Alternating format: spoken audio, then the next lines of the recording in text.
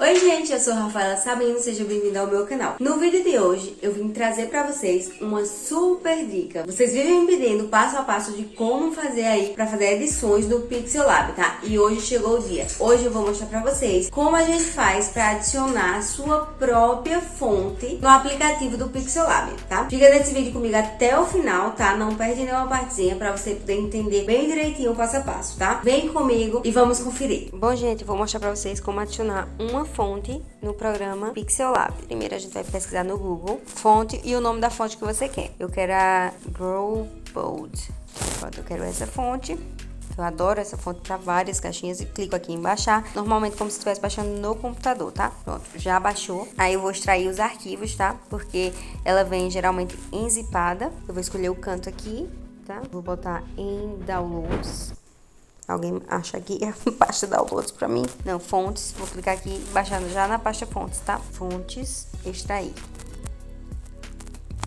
Extração concluída, tá aqui. Ela tá aqui dentro da coisa, ok. Agora a gente vai no nosso programinha, tá?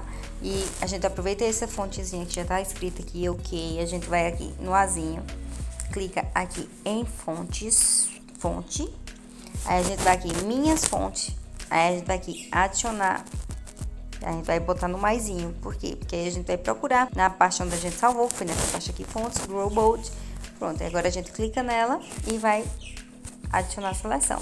E já tá a minha fonte aqui. Então, quando eu for usar, eu já posso aqui usar ela vai aparecer aqui, ó. Minhas fontes, Grow Bold. Quando eu usar, já tá aqui com a fontezinha que eu quero. Tá bom, pessoal? Bom, esse foi o vídeo de hoje, gente, com essa dica incrível aí de como colocar aí as fontes, suas próprias fontes, porque às vezes você tá fazendo uma caixinha tem uma fonte específica, então você coloca aí a fontezinha apropriada, né? Então fica muito fácil de você fazer as caixinhas aí, porque dá aquele toque especial, mais realista ao tema, tá? Se gostou, não esquece de deixar o seu like, de se inscrever no canal, tá? E ativa o sininho pra não perder nenhum vídeo novo, tá? Porque vai ter mais vídeos novos aí desse tema, tá? Do Pixelab pra vocês aí aprenderem a fazer aí as edições no próprio celular, tá bom? Espero realmente que vocês tenham gostado e até o próximo vídeo. Tchau!